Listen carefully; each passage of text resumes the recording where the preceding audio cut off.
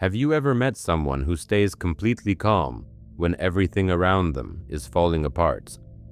The storm hits, people panic, shout, run, but they breathe, think, and move with quiet precision. It almost feels unreal, like their mind operates in slow motion while the world burns in fast forward. Why do some people lose control under pressure, while others seem almost colder in chaos? The truth is, calmness in chaos isn't luck. It's psychology.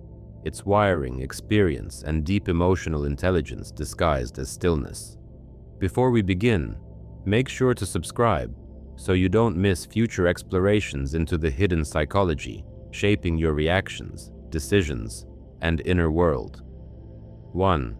The calm is not always natural. Let's start here. Calmness in chaos is rarely innate.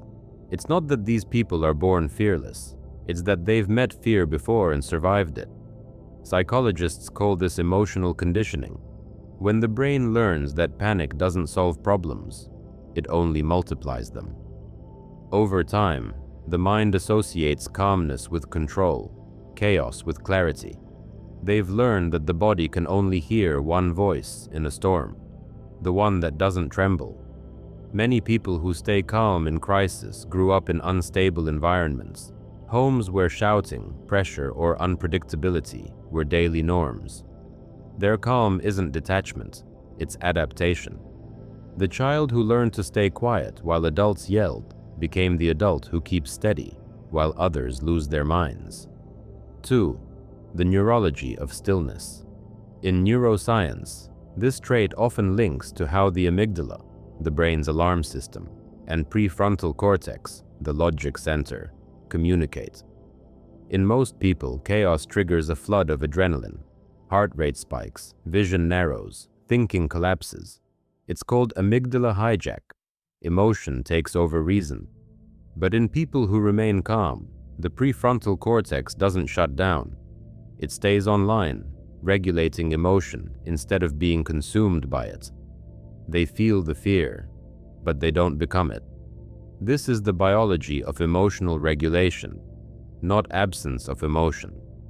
In short, they're not calm because they don't feel chaos. They're calm because they feel it fully and still choose focus. 3. The trauma of control. There's a darker side to this composure.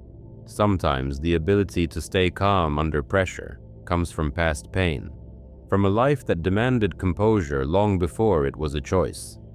People who've endured emotional neglect, accidents, illness, or loss often develop what psychologists call functional detachment. It's not peace, it's survival. They learned early that emotions can be dangerous, so they suppress them to stay safe. That emotional freezing later becomes a kind of superpower. In emergencies, they act while others freeze, because freezing is their comfort zone. But the cost is emotional exhaustion later. When the crisis is over, they crash, quietly, unseen. 4. The training effect. Of course, not all calm minds are born from trauma. Some are trained. First responders, surgeons, pilots, soldiers. They practice staying calm until it becomes reflex. Psychologists call this stress inoculation. It's the process of exposing yourself to controlled stress repeatedly, so your nervous system stops overreacting. Like a vaccine, each small dose builds tolerance. The result? Their body still feels adrenaline, but their mind rides it like a wave instead of drowning in it. Calmness becomes muscle memory. 5. The detachment of perspective. Here's another key difference. When chaos erupts, most people zoom in. They see every problem, every fear, every what if. But calm people zoom out. They instinctively shift from emotion to observation. It's what psychologists call cognitive reappraisal, the ability to reframe a situation instead of reacting to it. Instead of thinking, "This is the end," they think, "This is information." They treat events like data, not doom. They understand that chaos is temporary and panic only extends its stay. Their secret weapon isn't courage, it's perspective. 6. The empath's stillness. Sometimes the calmest person in chaos isn't the coldest. They're the most empathetic. Because they can feel others' fear, they instinctively regulate themselves to stabilize the group. It's a phenomenon called emotional contagion. Emotions spread like wildfire through social cues. When everyone's anxious, one calm person can lower the group's overall stress level. These people unconsciously take on the role of anchor, not because they want to, but because they sense it's needed. They're not suppressing emotion, they're absorbing it. But the hidden cost? They often go home completely drained, carrying the anxiety they absorbed from others. 7. The power of slow thinking. In chaos, fast thinking is deadly. The mind races, emotions explode, mistakes multiply. But calm people rely on what psychologist Danielle Kahneman calls System 2 thinking: slow, deliberate, analytical. They breathe before acting, observe before deciding, think before speaking. And this slowness, far from weakness, is what saves them. Because while others react, they respond. While others chase every thought, they hold on to silence. That pause between stimulus and response, that's where power lives. 8. The Stoic mindset. Many who stay calm in chaos live by an unspoken philosophy, Stoicism. Not necessarily the ancient kind, but the modern psychological version. They accept that chaos is inevitable, but panic is optional. The Stoic mindset centers on one question: what can I control right now? Everything else, opinions, accidents, time, fate, is released. By focusing on control of self rather than outcome, they anchor themselves in rational calm. This doesn't make them emotionless, it makes them efficient. They understand that emotion isn't the enemy, untrained reaction is. 9. The paradox of presence. Another reason they stay calm: presence. When chaos strikes, most people's minds leap to the future. What if this gets worse? But calm people stay rooted in the now. Mindfulness, in psychology, is the practice of observing without judgment, and in moments of crisis, it becomes a shield. By focusing on breath, body, and immediate facts, they prevent the imagination from turning fear into catastrophe. It's not that their world is less chaotic, it's that their attention is less scattered. 10. The hidden loneliness of the calm. But here's something no one talks about. Calm people are often misunderstood. Their stillness can look like indifference. Their logic can be mistaken for lack of empathy. People often say, "You don't care," when the truth is, they care too much. They've just learned that losing control won't help anyone. This misunderstanding isolates them. They become the rock everyone leans on, but no one checks if the rock is cracking. Inside, their calmness can hide loneliness, because while they hold everyone together, nobody holds them. 11. The emotional aftershock. When everyone else has calmed down, that's when it finally hits them. The people who stayed calm during the storm start to feel after it's over. Their body, which was running on adrenaline and focus, begins to tremble, ache, or crash. Psychologists call this delayed emotional processing. It's the nervous system catching up. During crisis, they suppress emotion to survive. And once safety returns, the dam opens. That's why you might see a calm person suddenly break down hours or days later, crying quietly when everyone else has moved on. Their calm isn't denial, it's postponement.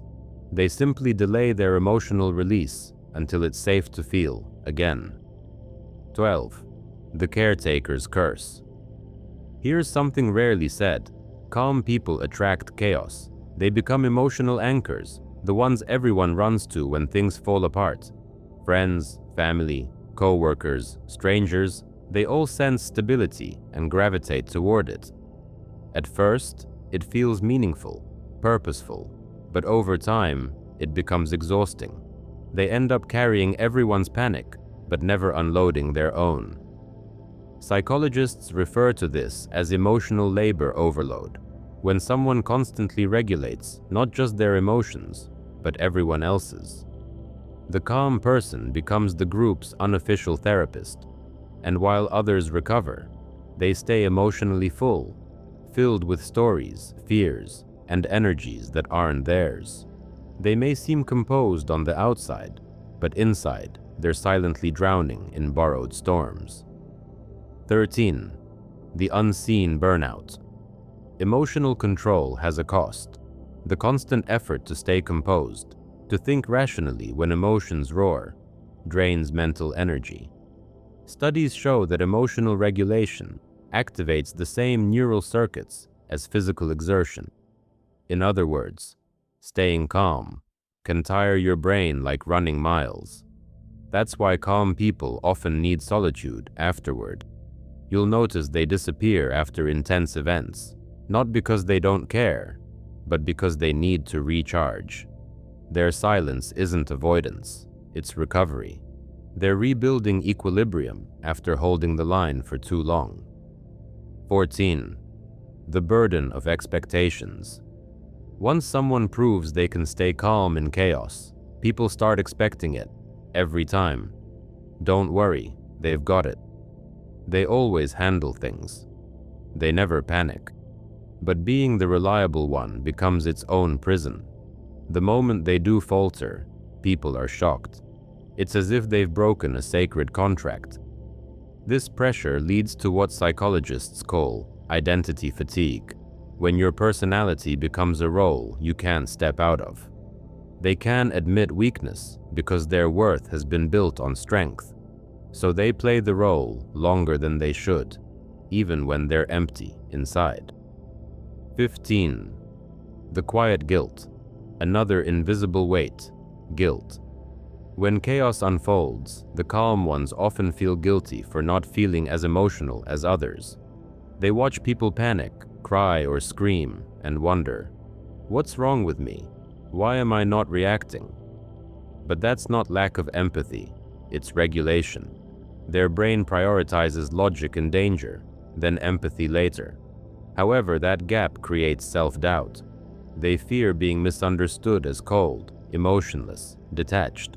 So they start performing calmness, smiling more, speaking softer, to hide how tired they really are. The irony is, their calm isn't confidence anymore. It's camouflage.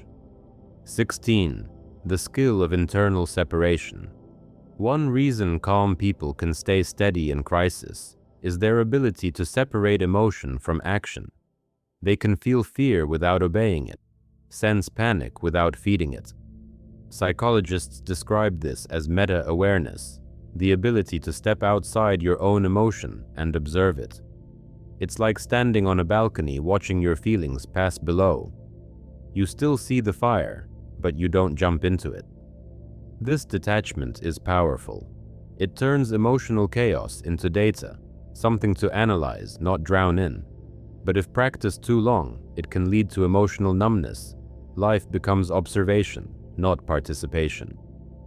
17. The frozen heart. The truth few admit, some people who seem calm aren't calm, they're numb. When emotions become too painful, the body shuts them off entirely. What looks like composure may actually be emotional dissociation. They don't shake because they don't feel. Their nervous system learned that shutting down is safer than breaking down.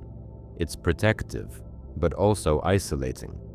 Because if you never allow yourself to feel chaos, you never fully feel joy either. And that's the quiet tragedy of people who always stay calm. Peace becomes emptiness. 18. The path back to balance. Healing for these people isn't about losing their calm. It's about softening it. It's learning that strength doesn't mean silence, that composure and vulnerability can coexist.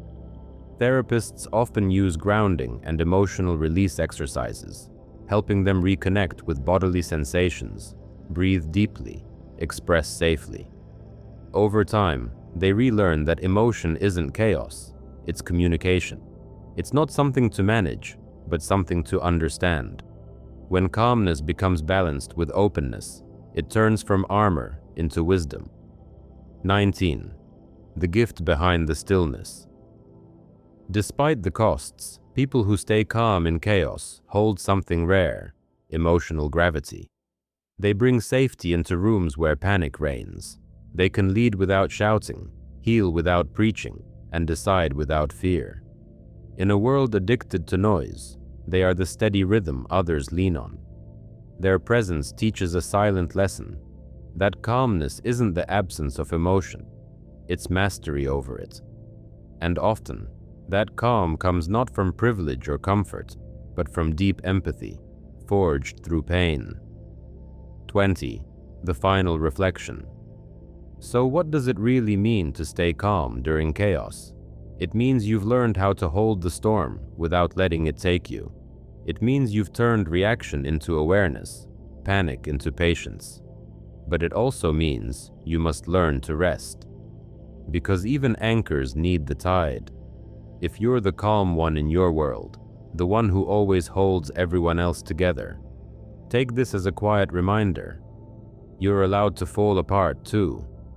Calmness is beautiful, but healing is necessary.